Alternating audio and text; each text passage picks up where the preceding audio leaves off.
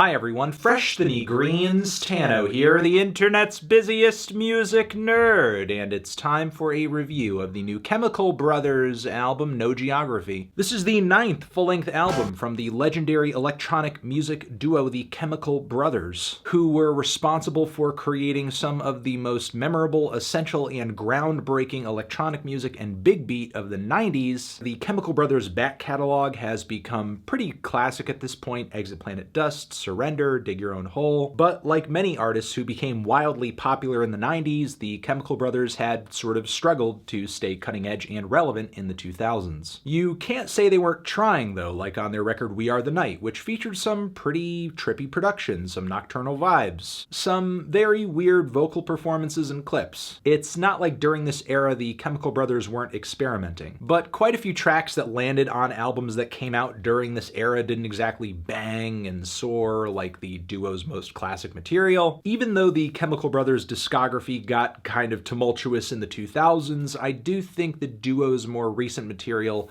has marked a bit of a return to basics. Sure, it doesn't sound exactly like the old days, but the duo's last full-length LP, Born in the Echoes, did feature some pretty great vocalists and the kind of gargantuan beats and hooks that put the duo on the map in the first place. And I think the Chemical Brothers continue on that road with this new LP over here, No Geography. It feels like with the duo's back catalog reaching classic status, there is more of a demand for them to just do what they do best. I was kind of concerned going into this LP though, because a few of the teaser tracks and singles I thought were some of the worst that the Chemical Brothers have put out in a while. Free Yourself, as well as I'm Mad as Hell. As long as I brought these tracks up, I might as well mention all of the low points on the album, in my opinion. So again, the song Mad as Hell, it does feature some great groove switches, some heavy, punchy production, some thumping kicks, and the track builds up some great tension like a classic piece of acid house. But the full potential of this track, I think, is marred in some very basic and plain and formulaic progressions. Also a very gimmicky vocal sample from the El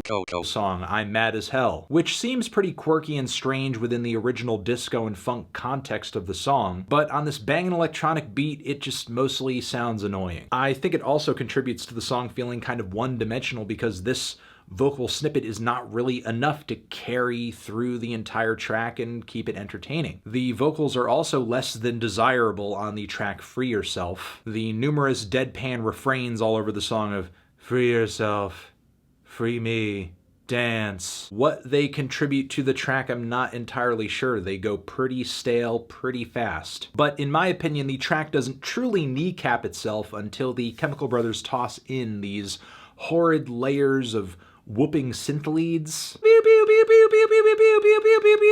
They're all cascading over each other. It sounds like I'm standing in the middle of like a murder of crows, like 5 dozen crows, and they're all cawing at once. The synths are just as perplexing on the track The Universe Sent Me, where the duo throws in once again these synth layers that are kind of fluttering, thrown on top of each other to the point where they just make a cacophony, a total mess. You can't really make heads or tails of it. It's kind of fluttery, a little disorienting, and not really in an exciting or a visceral way. It just really comes off like an unfulfilling jumble of sound. Meanwhile, the faint and lifeless lead vocals that play throughout the track don't really do the song much justice either. It just kind of, I don't know, feels like a fusion of art pop, electro psych, and bad trip hop. The song Gravity Drops overall is fine. It's one of the more tolerable tracks in the track list here, but given its lack of progression and overall excitement, it just kind of comes off like an overextended interlude. The track Catch Me I'm Falling is a glossy and kind of epic finisher on here. Very futuristic in tone, loaded with reverb, loaded with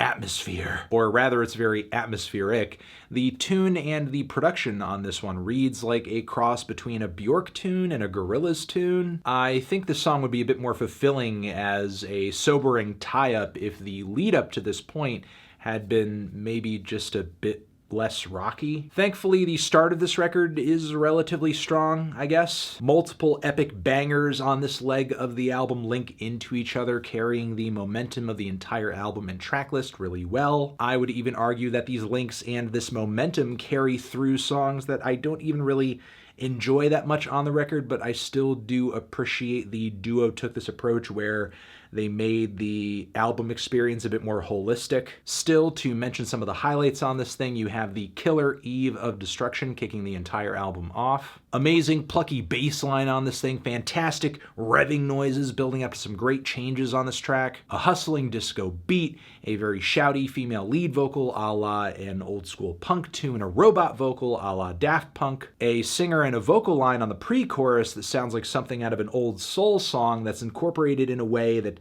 is very similar to that of a classic Chicago house track. So on this track in particular, I am loving the wide array of influences and how successfully the Chemical Brothers are essentially fusing them all together so they complement one another. You have the song Bango, which is even groovier with its panoramic percussion and kind of odd deadpan vocal leads delivered by Norwegian singer Aurora. The title track on this thing is also a highlight for me. It's got a pretty large and cinematic sound to it with these punchy beats and utopian synthesizers, vocal clips that inspire feelings of togetherness and unity across all mankind, and in a lot of ways I see it as a logical conclusion to a lot of the most classic stuff Kraftwerk dropped back in the day. There's also the track We've Got to Try, which is a very heavy and hard-hitting fusion of disco and soul and acid house. I love the vintage vocal breaks the duo are able to kind of weave into the beats on this one. Love the sharp, textured, squelchy synth leads that are very prominent throughout this cut too. So yeah, there are some very strong highlights on this record. Some great tracks that really call back to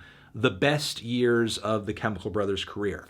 However, there are a good deal of songs on this thing as well that I just see as merely being tolerable, not really all that standout, and there are a few duds in the track list too. I appreciate that the duo didn't overextend themselves on this one or anything. Really, my greatest issue with this LP is that there are a lot of very odd decisions that are really ruining tracks that should have been as solid as the first leg of the record, with synth lines and synth passages that are literally so horrendous they pretty much ruin the song, to vocal clips and appearances that just don't really inspire much of anything. I would argue that they take away much more from the song than they actually add. So as much as I would like to be completely hype for the Chemical Brothers at this point in their career, I do kind of feel like this is yet another instance of an album past that classic era of the duo's career that is just a mixed bag. I am feeling a light to decent 6 on this thing. Tran. Zishin, have you given this album a listen? Did you love it? Did you hate it? What would you rate it? You're the best, you're the best. What should I review next? Hit the like if you like. Please subscribe and please don't cry. Hit the bell as well. Over here next to my head is another video that you can check out. Hit that up or the link to subscribe to the channel. Anthony Fantano, the Chemical Brothers. No geography forever.